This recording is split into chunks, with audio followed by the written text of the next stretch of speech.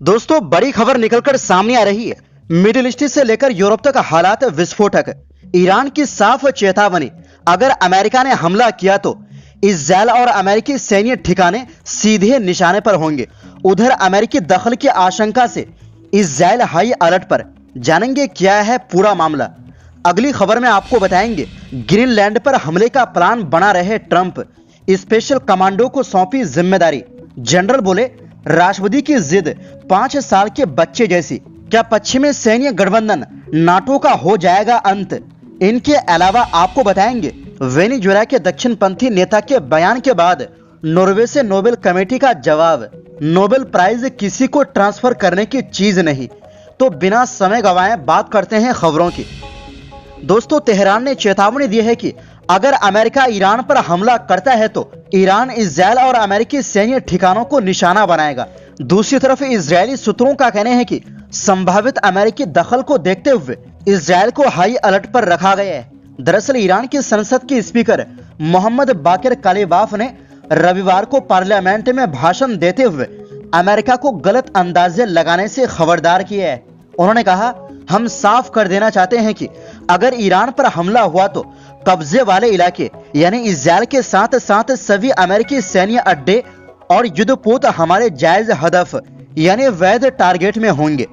कालिबाफ इससे पहले revolutionary guard यानी पासदाराने इनकलाब के कमांडर रह चुके हैं। कालिबाफ ने कहा कि इस समय ईरान एक साथ 4 मोर्चों पर अपने दुश्मनों से जंग लड़ रहा है। कालिबाफ ने कहा कि ईरान इस वक्त अमेरिका और इस्राएल के खिलाफ आर्थिक, प्रोपेगेंडा, सैन्य और आतंकवाद रोधी मोर्चों पर युद्ध में है। उन्होंने कहा कि आर्थिक, मानसिक और मनोवैज्ञानिक युद्ध ईरान के खिलाफ कई सालों से चल रहे हैं और समय के साथ और ज्यादा जटिल होते चले गए। वहीं सैन्य जंग जून 2025 में शुरू हुई जब अमेरिका और इस्राएल ने आक्रामक कार्रवाई की।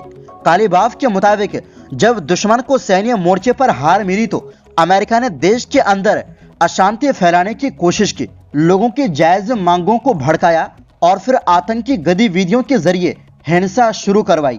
उन्होंने चेतावनी देते हुए कहा कि दाइश जैसे तरीकों से चलाया जा रहा है इस युद्ध को आतंकी जंग कहा जा रहा है, जिसका मकसद ईरान में जान माल का नुकसान करना है। इस बीच 3 इजरायली सूत्रों ने जो सप्ताहांत में हुए इजरायल की सुरक्षा बैठकों में शामिल थे, समाचार एजेंसी रॉयटर्स को बताया कि संभावित अमेरिकी हस्तक्षेप को देखते हुए इजरायल हाई अलर्ट पर है। हालांकि उन्होंने इस बारे में ज्यादा जानकारी नहीं दी। इससे पहले अमेरिकी राष्ट्रपति डोनाल्ड ट्रंप ने शनिवार को सोशल मीडिया पर लिखा था, ईरान आजादी की तरफ देख रहा है, शायद पहले कभी ऐसा नहीं हुआ, अमेरिका मदद के लिए तैयार है।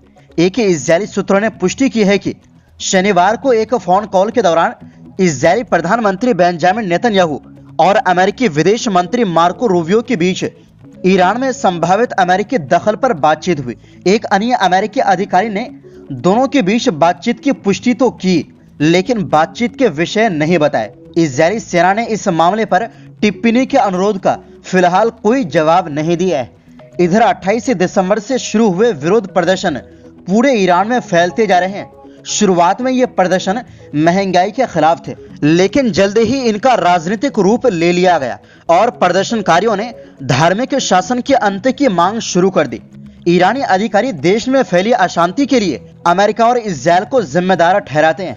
वहीं गुरुवार से सरकार द्वारा चलाए गए इंटरनेट ब्लैकआउट के कारण ईरान से जानकारी आना मुश्किल हो गया है। अमेरिका स्थित मानवाधिकार संगठन हराना के मुताबिक अब तक 116 लोगों की मौत हो चुकी है, जिनमें ज्यादातर प्रदर्शनकारी है, जबकि 37 सुरक्षा कर्मियों की भी जान गई।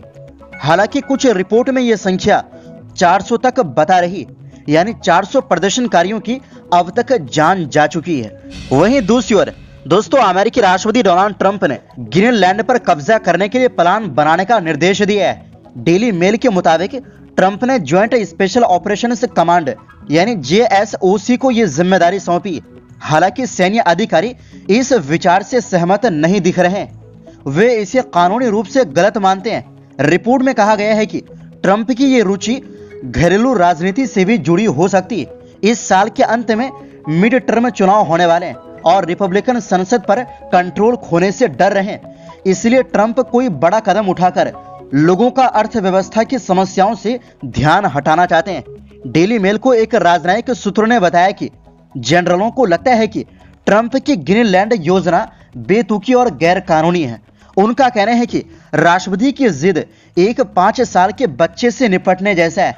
अमेरिका ने अगर ग्रीनलैंड पर हमला किया तो इससे नाटो के लिए गंभीर संकट पैदा कर सकता है। साथ ही यूरोपीय नेताओं के साथ सीधा टकराव हो सकता है, जिससे नाटो गठबंधन टूटने की कगार पर पहुंच सकता है। कुछ यूरोपीय अधिकारियों का मानना है कि ट्रंप के आसपास के कट्टरपंथी MAGA गुट का असली मकसद नाटो को अंदर से खत्म करना है, क्योंकि संसद उन्हें नाटो से बाहर निकलने की इजाजत नहीं देगी। इसलिए ग्रीनलैंड पर कब्जा करके यूरोपीय देशों को नाटो छोड़ने के लिए मजबूर किया जा सकता है।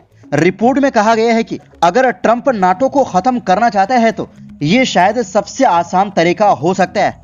मीडिया रिपोर्ट के मुताबिक ट्रंप लंबे समय से नाटो को अनुचित मानते हैं। उनका मानना है कि अमेरिका इसमें सबसे ज्यादा पैसा और संसाधन खर्च करता है, जबकि यूरोपीय देश अपने GDP का 2% रक्षा पर खर्च करने के टारगेट को पूरा नहीं करते। बता दें कि पहले कार्यकाल में उन्होंने नाटो सहयोगियों से खर्च बढ़ाने की मांग की और कहा कि अगर वे नहीं मानेंगे तो अमेरिका उनकी रक्षा नहीं करेगा। 2024 चुनाव अभियान में ट्रंप ने कहा कि वे रूस को उन नाटो सदस्यों पर जो चाहे करने की अनुमति देंगे जो पर्याप्त खर्च नहीं करते। ट्रंप का मकसद अमेरिका फर्स्ट नीति को बढ़ावा देना है, जिसमें वो अमेरिकी करदाताओं के पैसे को विदेशी सुरक्षा पर कम खर्च करना चाहते हैं। साथ ही यूरोप को अपनी सुरक्षा खुद करने के लिए मजबूर करना चाहते हैं। कुछ विश्लेषकों का मानना है कि ट्रंप नाटो को कमजोर करके रूस के साथ बेहतर संबंध बनाना चाहते हैं। हालांकि कई विशेषज्ञ चेतावनी देते हैं कि इससे अमेरिका अलग थलग पड़ सकता है, यूरोप रूस के प्रभाव में आ सकता है और वैश्विक सुरक्षा कमजोर हो सकती है। वहीं दूसरी ओर दोस्तों, नॉर्वेजियन नोबेल इंस्टीट्यूट ने साफ कहा है कि नोबेल शांति पुरस्कार किसी और को दिया या ट्रांसफर नहीं किया जा सकता। ये बयान तब आया जब वेनेजुएला की विपक्षी नेता मारिया कोरिना मचाडो ने कहा था कि वो अपना 2025 का नोबेल शांति पुरस्कार अमेरिकी राष्ट्रपति डोनाल्ड ट्रंप को देना चाहती।